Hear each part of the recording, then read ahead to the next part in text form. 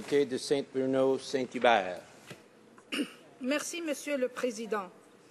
Comme plusieurs de mes collègues, je vais débuter par dénoncer les raisons pourquoi ce projet de loi est débattu aujourd'hui. Le projet de loi S7, loi sur la lutte contre le terrorisme, aurait pu être ramené en Chambre depuis un bon bout de temps. Si le gouvernement croyait vraiment que ce projet de loi était si essentiel à la sécurité des Canadiens et des Canadiennes, il aurait pu l'amener pour débat il y a longtemps. Si ce gouvernement croit vraiment que ce projet de loi est si essentiel et ne l'a pas mis au calendrier avant hier, il est alors négligent. Toutefois, je ne crois pas que ce soit le cas. Je pense surtout que le gouvernement a décidé d'utiliser les événements des derniers jours afin de rallier l'opinion publique. C'est également l'opinion de l'équipe éditoriale du Globe and Mail. Monsieur le Président, mettons une chose au clair. Comme tous mes collègues néo-démocrates et tous mes collègues en cette Chambre, je dénonce le terrorisme. Pour citer l'ancien secrétaire général des Nations Unies, Kofi Annan, les actes de terrorisme ne peuvent jamais se justifier, quelle que soit la raison que l'on puisse faire valoir. Je dénonce les attentats de Boston et j'ai dénoncé le 11 septembre. Je dénonce quotidiennement les attentats à la bombe qui ont lieu un peu partout sur Terre. Je tiens d'ailleurs à profiter de cette tribune pour féliciter tous les membres des forces de l'ordre qui ont participé de près ou de loin à l'enquête qui a mené aux arrestations d'hier. Chapeau. Monsieur le Président, beaucoup de mes proches ont été touchés par le terrorisme, que ce soit durant la guerre d'Algérie ou à cause de l'armée islamique dans les années 90. Mes proches ont vécu dans la peur et j'en ai retenu une chose. Ce sont toujours les civils qui payent le prix de cette violence insensée. J'ai également vécu l'expérience d'être sous les bombes lors de mon passage au Croissant Rouge en tant que médecin volontaire lors de la première guerre du Golfe. J'ai donc une connaissance des effets du terrorisme et de ses dangers. Je suis donc fière d'être debout en cette Chambre et de m'opposer à ce projet de loi. Je m'y oppose pour plusieurs raisons. La première raison, et non la moindre, est que je crois à l'état de droit. Ce projet de loi, dans l'état actuel, contrevient aux libertés civiles et aux droits de la personne les plus fondamentaux. Je veux éviter à tout prix des attentats au Canada, mais je veux également éviter des arrestations arbitraires et les abus que l'on voit dans les États policiers.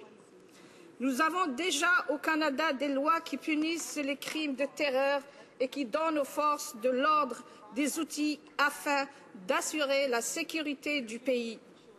Dans le Devoir de ce matin, il y a une belle citation de Nathalie Desrosiers, l'avocate principale de l'Association canadienne des libertés civiles, alors qu'elle cite dans le cas des Canadiens impliqués dans le siège du gazier d'In Amenas en Algérie, elle a déclaré, et je cite, « Si les policiers avaient eu la preuve, ils auraient fait quelque chose. Il y a beaucoup de dispositions dans le code criminel pour les arrêter. » Maître Denis Barrette, porte-parole pour la Coalition pour la surveillance internationale des libertés civiles, tenait un discours similaire en 2011, et je le cite, « On sait que ces dispositions pourraient donner lieu à une utilisation qui, selon nous, serait abusive. » Je pense ici au cas d'Air India. Nous croyons que les Canadiens seront mieux servis et protégés en ayant recours aux dispositions usuelles du Code criminel plutôt qu'aux dispositions inutiles. L'utilisation du pouvoir arbitraire et d'un rabaissement du niveau de la preuve ne peut pas remplacer le travail du policier fait selon les règles. Nous voulons au NPD voir un équilibre entre la sécurité et les droits et libertés des individus. Le NPD a proposé plusieurs amendements au projet de loi afin d'aller chercher cet équilibre. Le gouvernement les a tous rejetés. Pourtant, il me semble si raisonnable. Les membres du comité avaient l'embarras du choix s'ils avaient voulu en adopter un seul dans un signe de bonne volonté, ce qu'ils n'ont évidemment pas fait puisque mes collègues en avaient proposé 18. Je vais en citer quelques-uns afin que les Canadiens et les Canadiennes puissent juger par eux-mêmes de l'obstination et de l'obsession de ce gouvernement conservateur à avoir raison sur tout et à se croire infaillible. L'ajout de l'examen d'un éventuel protocole de coopération entre les agences par le comité de surveillance des activités de renseignement de sécurité afin de s'assurer de l'efficacité et du respect des droits protégés par la loi avant que les infractions liées au fait de quitter le pays ne prennent effet, d'établir le droit à une aide légale financée par le gouvernement si la personne doit se présenter à des audiences d'enquête, l'ajout d'un examen exhaustif sur la mise en œuvre des recommandations de la commission Harrar par le gouvernement au sujet de la reddition des comptes et des mécanismes de surveillance en portant une attention particulière à la surveillance et aux activités entre les agences, d'inclure l'avis de la Commission canadienne des droits de la personne sur les questions relatives au profilage et à la discrimination raciale entourant le projet de loi S7. Vraiment, je ne croyais pas qu'il était possible d'être contre la vertu. Ce ne sont que quelques exemples d'amendements que le NPD a proposés, mais sans succès. Ils ont tous été rejetés par les membres de ce gouvernement, un par un. Je tiens également à souligner que ni les conservateurs ni les libéraux n'ont même daigné apporter des amendements à ce projet de loi. Les mesures contenues dans ce projet de loi avaient été emmenées en 2001 suite à les attentats du 11 septembre.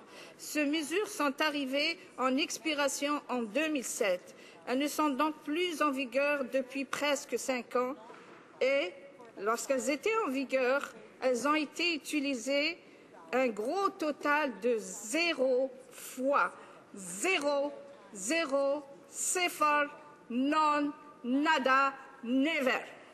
Pour citer Red Morton, ancien directeur du Service canadien du renseignement de sécurité et en 2010 qui parle de certaines mesures, je dois admettre que je pense qu'elles n'auraient jamais dû être implantées et qu'elles se sont retrouvées dans la loi en raison des gestes impulsifs pris par le gouvernement après les événements du 11 septembre que je cite.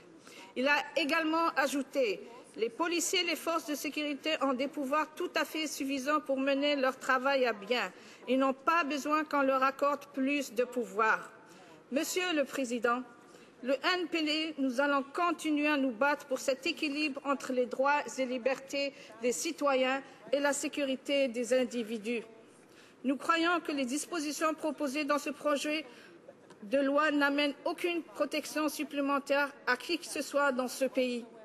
Ce projet de loi, dans l'état actuel dans lequel il est, je me permets de le rappeler qu'il est dans cet état parce que le gouvernement a refusé les 18 amendements que nous avons amenés au comité afin d'établir l'équilibre entre la sécurité et les droits et libertés, ne peut recevoir mon appui, Monsieur le Président. Le projet de loi a en plus perdu certaines des protections supplémentaires que l'on retrouvait dans la loi de 2001. Un éditorial d'Ottawa Citizen ce matin intitulé No Need for New Law partage plusieurs de nos inquiétudes. Je cite l'éditorial en question.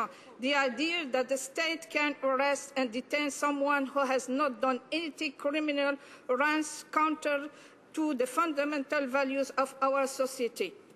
En tenant compte de tout ça, Monsieur le Président, non seulement je vais m'opposer à ce projet de loi, mais je vais le faire avec fierté et la tête haute. Merci, Monsieur le Président.